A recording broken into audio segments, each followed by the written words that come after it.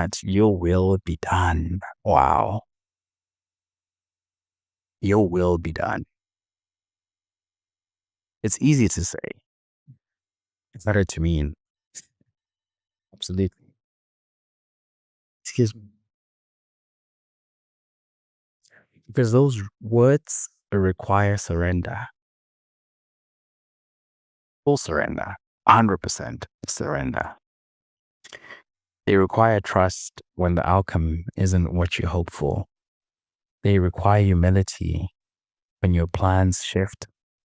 They require patience when timing stretches longer than you expected. Praying your will be done is not passive. Absolutely.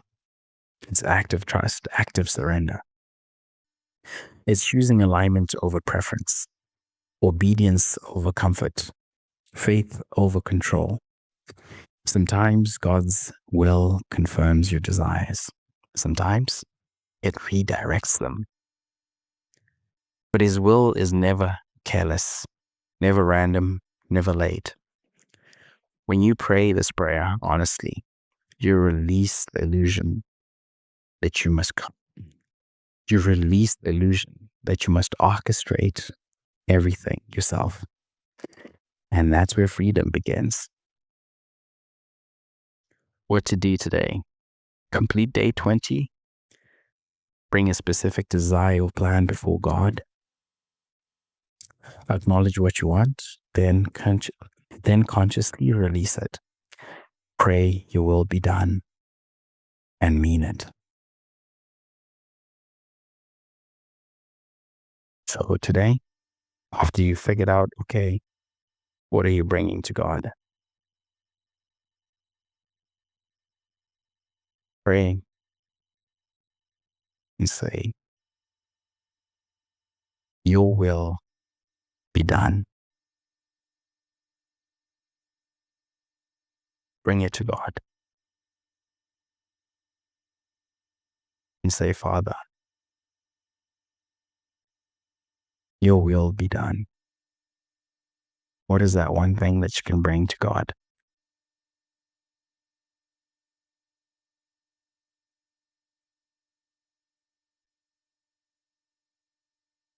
What is that one thing? So think about it. That's what we're doing today. Trust that has wisdom sees what yours cannot. Trust that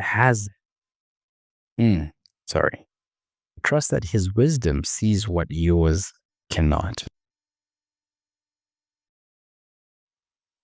Where have you been seeking? No. Where have you been asking God to bless your plan instead of surrendering to His? What would change if you truly trusted what God's will? What would truly change if you trusted that God's will is better than your preferred outcome?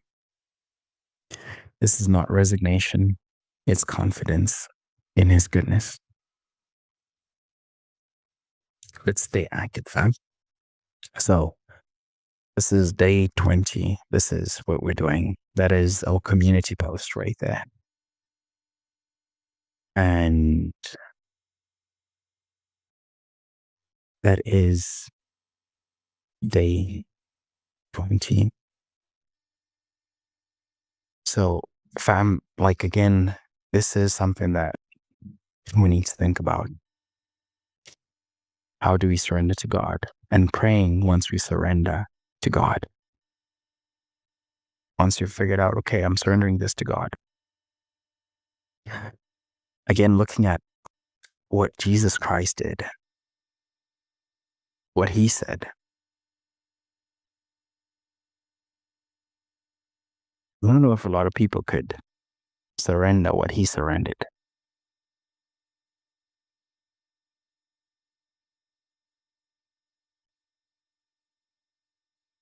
Because at the same time,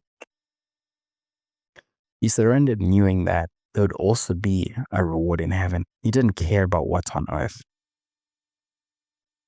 He cared about what was in the kingdom. In the kingdom of God. That's what He cared for. And God conferred a kingdom to Him. He also told the disciples that he would confer a kingdom to them. They would have thrones. And that is also true for us.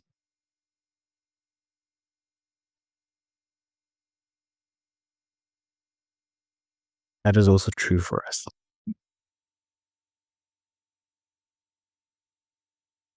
We can also surrender. As you can tell, like as we have seen or heard,